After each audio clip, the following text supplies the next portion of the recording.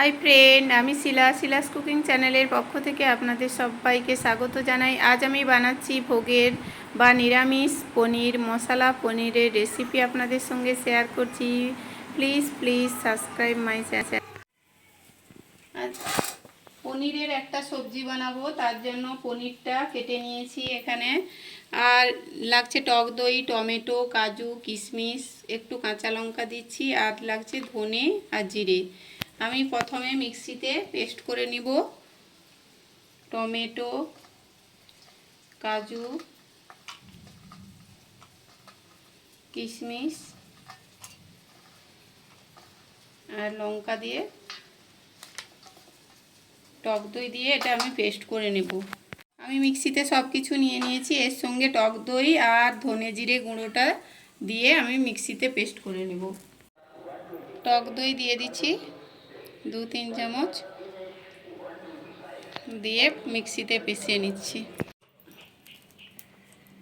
গোটা গরম মশলাটা দিয়ে দিলাম, এলাচ, লং, দারচিনি আর তেজপাতা।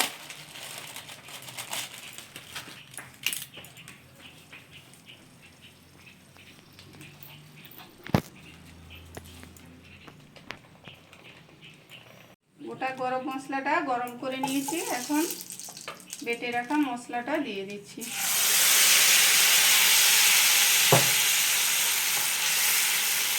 হলুদ সামান্য, আর দিচ্ছি ধনে জিরের গুঁড়োটা আমি মিক্সির মধ্যে দিতে ভুলে গেছিলাম, পরে জল দিয়ে গুলে আমি কড়াইতে দিয়ে দেব। জিরে গুঁড়োটাও জলে গুলে দিয়ে দিলাম, আর মিক্সিটা কৌটাটা ধুয়ে জলটা দিয়ে ভালো করে মশলাটা এখন কষিয়ে নেব।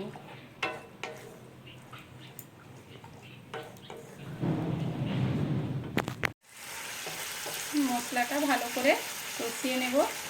এখন পরিমাণ মতো লবণটা দিয়ে দিচ্ছি।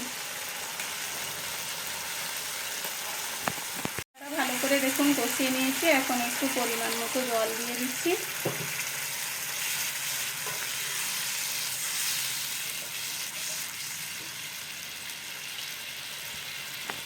এখন পনিরটা দিয়ে দিচ্ছি। পনিরটাকে এর মধ্যে আমি লো আঁচে 5 মিনিট গ্রেভিতে দিয়ে ঢাকা দিয়ে রাখবো।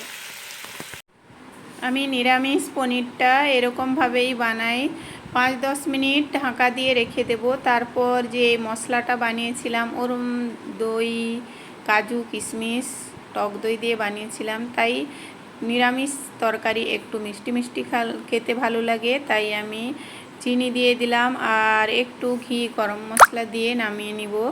আপনারা চাইলে এর মধ্যে একটু পোস্ত বেটে দিতে পারেন, চারমগজ বেটে দিতে পারেন, কিন্তু কাজু কিশমিশের টেস্টটা বেশি ভালো লাগে, তাই আমি এরকমভাবে বানাই।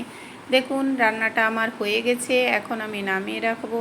যদি এরকম রান্না আমার ভালো লাগে, অবশ্যই চ্যানেলটাকে প্লিজ লাইক সাবস্ক্রাইব করুন, আর কমেন্ট করে জানান আমার এরকম ভোগের রান্না বা নিরামিষ দিনে খাওয়ার জন্য পনিরের মশলা পনির বা নিরামিষ পনিরের রেসিপি আপনাদের কেমন লাগলো অবশ্যই জানাবেন। এই রেসিপিটা লুচি, পরাটা, পোলাও যে কোনোর সঙ্গে খেতে ভালো লাগে।